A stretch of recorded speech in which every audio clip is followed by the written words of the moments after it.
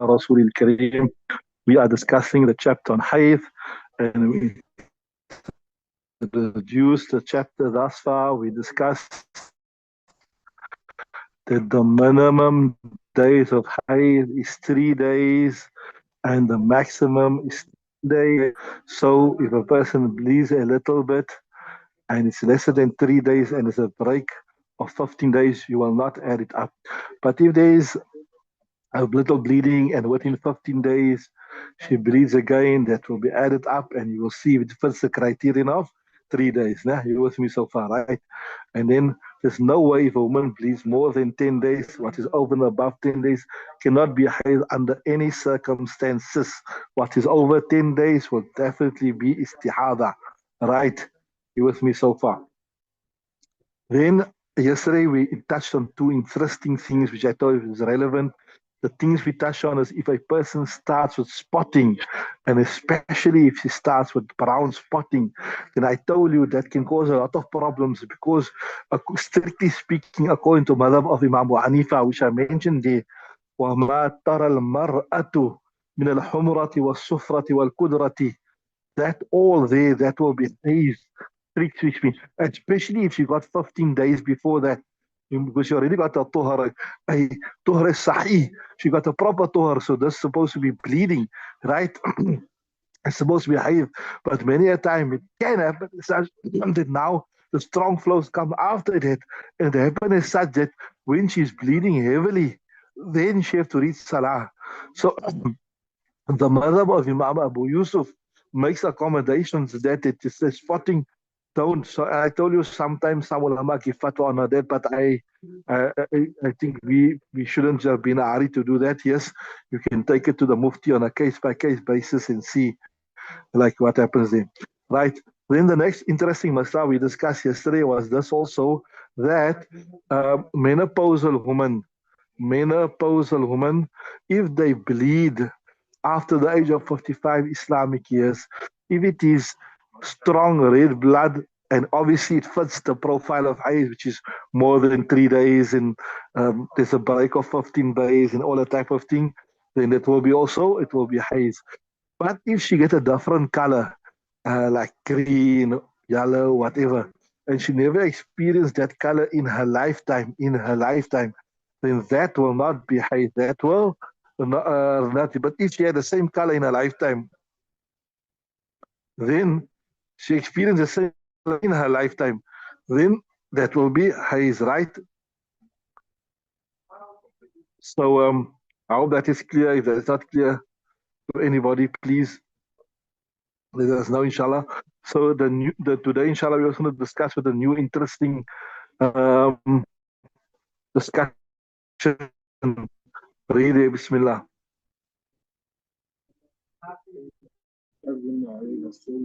Right. Bismillah ar-Rahman ar-Rahim.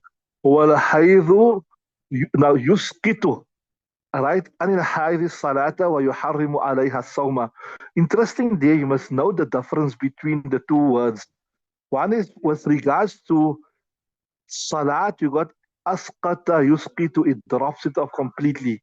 And with regards to saum, ويحرم, it makes haram saum upon her. So from that you can see already, you'll understand that from that words. Okay, let me translate first. And the haid, it drops off from the haida, from the one experiencing haid salat, and makes haram upon her fasting. So that words already will tell you that, look here, salat is dropped off. What does dropped off means? That you don't have to do it again, right? And the fasting is not dropped off. The fasting is only made haram. That means you have to do the fast afterwards, right? Carry on. Yeah. So what this sawma, she will make qadha of the fast that she missed. And I got wala taqdi salawati. She will not make qadha of the salat. Is I got salawati or salat in your kitab? Salat. She will not make qadha of the salat she missed. So in other words, um, after Ramadan, whatever fast she missed, she'll have to make it up. But throughout the year, or even the fast that she missed in Ramadan as a result of her haid, of her menses, she will not have to do make qada. Right there, we're going to look at that dalil and naqli, the textual evidence. Right? What's the textual evidence?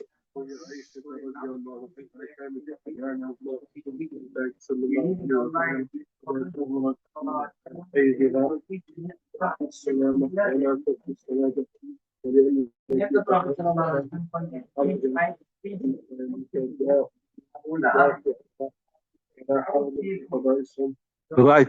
See, Bismillah ar-Rahman ar-Rahim. What's the proof? لقول عائشة رضي الله تعالى عنها. What's our proof to say that there's no qada of fast of salah, but there's qada of fast? What? The statement of Aisha, كانت إحدانا على أهد رسول الله صلى الله عليه وسلم, that any one of us in the time of Rasulullah صلى الله عليه وسلم, إذا طهرت من حيضها, when she'd come pure from her hayd, تقضي الصيام, should make قضاء of the fast she missed in Ramadan, ولا تقضي الصلوات, and she not make قضاء of the salat. So this is a clear proof, textual evidence from Aisha Siddiqa, right? And as per Sahib Hidayah's habit, you'll always bring also a dalil aqli, a logical proof. You can read what's a logical proof.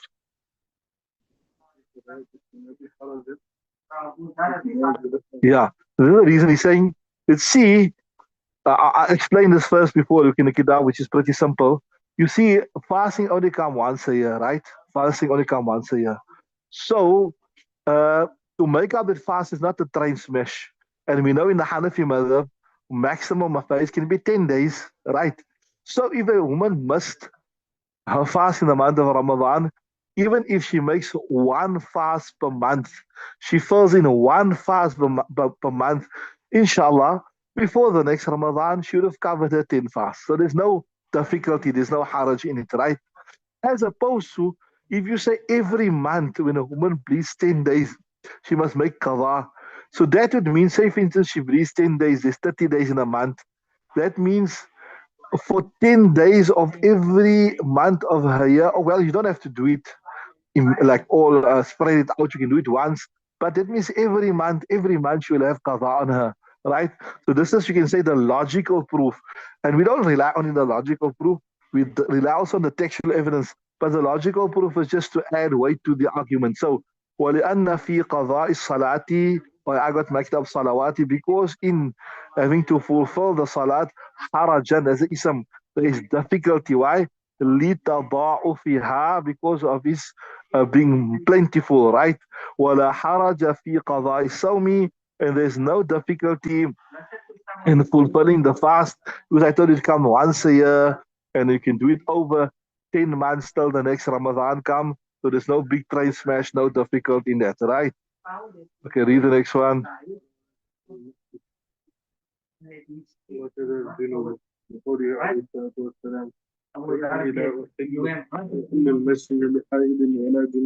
Right. Interesting, Master. وَلَا تَدْخُلُ الْمَسْجِدَ. So she will not enter a masjid proper. When we say masjid here, we don't mean the literal meaning of a masjid. A masjid is just a place where you pray. Here we mean that place which has been specifically designated and made waqf for a masjid.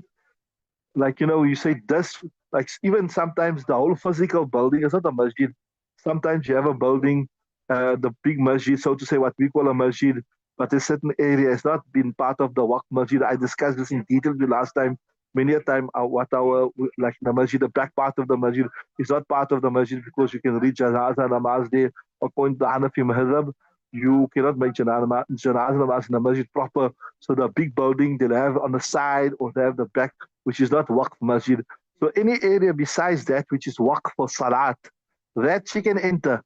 We speak about, or that he can enter per person, although maybe it's against etiquette, but technically speaking, it's only haram to enter that which has been made a waqf for salat, particular, that which is a shari'i waqf masjid. I hope you understand it. So that I said doesn't mean the whole masjid, because sometimes the whole masjid has not been made waqf for salah.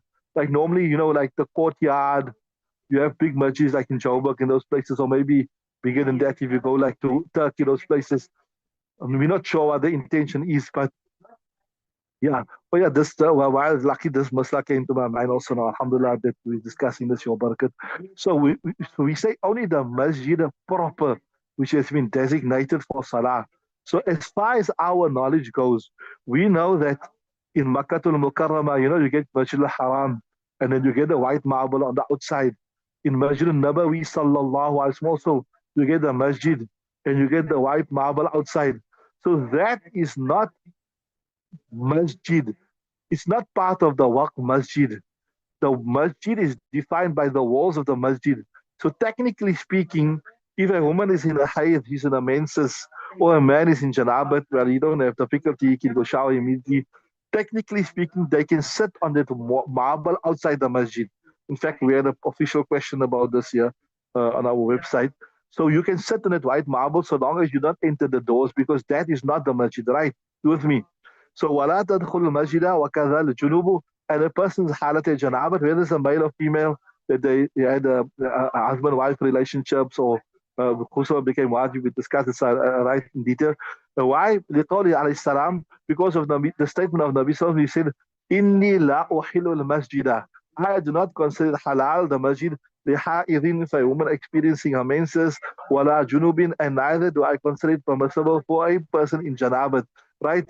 So we say وهو بإطلاق حجة على الشافعي. Imam Shafi says that a person can't go into the masjid per se, but if you're in a janabat, male, female, needs faras ghusl because of marital relationship, or even male, female is in a hayd, etc., they can't go into the masjid per se, but they can pass through the masjid. Like, maybe to go from one side of the masjid to the other side of the masjid. So we say, look here, the hadith is absolutely general. It says, look, the masjid is not halal at all. So whether you're passing through the masjid or whatever, still you can't go, or when you're going to sit in the masjid to pray, either way it's not permissible, right? So وهو بإصداق حجة على الشافعي, the proof against Imam Shafi في إباحة الدخول, it's a proof against him in permitting the entering على وجه العبور, entering for the reason of to pass, والمرور to go through it, right? So according to us, you can't. That is why also when you go in Jamaat, etc., and you sleep in the masjid, then the Amir will explain the adab and the etiquette. If somebody needs to just general, like normally, obviously they try always, you mustn't sleep in the masjid, sleep outside the masjid. But if you sleep in the masjid, especially if you're not in tikaf, the moment you need the faras ghusl, you should put on your socks and leave the masjid and make your ghusl and come back, because you cannot be in the masjid while you need the ghusl, right? The next one, وَلَا تَطُوفُ بِالْبَيْتِ. You cannot make tawaf of the Baytullah also in halat hayz, in halat janabat. Why? لأن الطواف في المسجد, because look at this, tawaf is in what? Tawaf is in the Masjid al-Haram. It's a masjid, so you're not allowed to enter the masjid, right? So yeah, there is some details, if a person went for Umrah and they miscalculated and then they experienced Haidh, what should they do, right? And also if you go for Hajj and you experience your Haidh, a woman experiences Haidh, what should you do? Maybe we can just touch on it quick. So if you go for Umrah and you miscalculated or whatever and you experience your Haidh, so you should remember the final act before you can come out. You have to make tawaf of the Bayt, and you have to go to Safa Marwa. So you'll have to wait till you are clean again. And if you can't wait till you clean, there's another option also. You take some medication to stop your haze, but many times this causes more problems than anything else. You start spotting, and remember, spotting in the time of haze is haze. Then the other option is then too, you must delay your ticket. But as a last resort, you will make your tawaf in haze, but you'll have to slaughter a sheep as a penalty for doing it in haze. Then Hajj also, but okay, Hajj, you don't have this difficulty because people don't book immediately to come back after Hajj. And obviously, you have 3-4 days to do the tawaf of Wida, the final tawaf. So same thing here, if a woman is went for Hajj and she experienced Hajj, etc. So normally on the 10th day you go for your main. You never do Kitab al-Hajj yet. You done it in which kitabs? You don't do it in Kuduri. You never do it in Mishkat. You never do it in Hidayah. You'll still do it in Hidayah. You'll do it in Mishkat, inshallah. You'll do it in Sayyid Sitta, etc. So you have to do the tawaf. If you come home without doing the tawaf, you still be in haram to such an extent. Every time you have a relationship with your husband or wife or husband, she'll have to give a penalty because so there. But as I said, normally Hajj, you don't nobody leaves immediately, and obviously you can't leave immediately because you got a 10 day, the 11 day, the 12 day, and you can optional to prep out on the 13th day. Some most of people they are clean by that time already, so you can't do it. So you do all the actions of Hajj illa tawaf, except you'll do the tawaf, and then inshallah, the moment you clean, you do it, and even if it's out of the days of Hajj, you'll do it, but then there's no penalty for you because now you're excused, right? So that's why you won't do the tawaf. And also, same masla, also I told you that the white marble is not compatible with the masjid, so you can go there, right? So لأن الطواف في المسجد because the tawaf. So yes, okay, yeah. Also, I forgot to mention the important thing. If it happens as such that now the flight is coming and you are leaving, and you can't delay whatever, or maybe you can't afford the cost of delaying, or the Saudi government is not allowing you to extend your visa, then there, as a last resort, also, I said, you will make your tawaf wida in halat hayd. And I told you, yeah, the penalty will be you have to give a camel in charity, like buduna, and that is about the value now, about 40 to 50,000 rand. So that is a last resort, right? That is a last resort. Mm. And also, you have to do that because if you go home without doing the tawaf, you're still in the haram, right? So, لأن الطواف في المسجد, right? So, okay, I hope just random things that was of benefit. I covered with it also. ولا يأتيها زوجها لقوله تعالى ولا تقربون حتى يطهرن, and then her husband will not come close to her. And because of statement of Allah Ta'ala, and ولا تقربون, do not come close to them until they are pure, right? So obviously here, when we say la wala ya'tiha zawja, it means will not come in a, that's here obviously means in a sexual way, right? Um, the Jewish custom in the time of Nabi sallallahu alaihi wasallam, they used to actually consider the woman as physically impure. They would consider the woman to be physically impure. The man wouldn't sleep with the wife, wouldn't eat food she would cook, wouldn't even touch her. Some narrations say that they would lock up a woman every time she was out in the menses in a room, in a dark room, and they would just throw the food for her. So Islam came to abolish all of those type of things. Islam said that the impurity is not of a physical nature, that if you touch her, you will become najis or anything like that. So it's abstract. Like I told you, it is hukmi. There's no physical. So if she cooks food, etc., etc., etc., then there is no problem with that. Although here in the Hanafi madhab also now there's some ikhtilaf. I don't remember exactly which Imam says what, but in the Hanafi madhab, um, I think I can't remember if you know it, must help me out here. That one of the Imams say that out of bounds is from below the navel to below the knee. So that means you can touch your wife, you can hug her, you can rub your body against her, so long as the flesh from below the navel till the knee doesn't touch. So if she's wearing a pants or a three-quarter pants, you can hold her, you can still sleep with her, you can spoon, you can do anything, so long as that flesh doesn't touch, right? Are you with me? So even that portion here that is below the, you can touch it, but you mustn't touch it directly, right? In a friendly manner or in a sexual manner, doesn't matter, right? So that's the one opinion. And in the Hanafi Madhab, I thought I'll find it in a Shara, but I never find it. That the one opinion is actually the actual only organ is not permissible. That is only the actual place where the haze come out from. That you can't touch. But as far as I want to check up about more about this, I forgot to have done it. But maybe you done it in Mishkat Sharif. If you never did it, you done it. Can you remember that? The fatwa is not on that one. The fatwa is not on it. The fatwa is on this here that what is below the navel till the knee is out of bounds, right? The fatwa is on that. What is below. That means when I say out of bounds, I don't mean you can't touch it. You can't touch it with a cloth, right? Are you with me? So okay, I hope that comes. So ولا يأتي زوجها لقوله تعالى ولا تقربوهن حتى يطهرن. So the rest of the body for the husband and wife to enjoy the rest of the body, that is no problem. It's fine so long as I told you the fatwa, as far as I remember, is that you cannot the flesh of that part cannot be touched. Okay. وليس للحائض والجنوب والنفساء قراءة القرآن. Okay, this masla here of the Quran, etc., got some explanation because maybe time is up. We'll do this tomorrow. I just want to expand a bit upon this here also because now there's a new fitna cropping up here in the Maliki madhab. they allow you to read the Quran without touching the Quran. Now, it started in Cape Town. Many of the Shafi madhab doesn't allow it, but unfortunately, it started in Cape Town, where the Shafi madaris, they are now allowing the girls to read the Quran in the Haidh, and it's not allowable in the Shafi madhab. And that thing has sort of started in Cape Town, and now it started here in PE also. Now, here also, there's certain madrasas, Shafi madrasas, they are also now allowing the girls to read the Quran in the Haidh when it's not allowed in the Shafi madhab.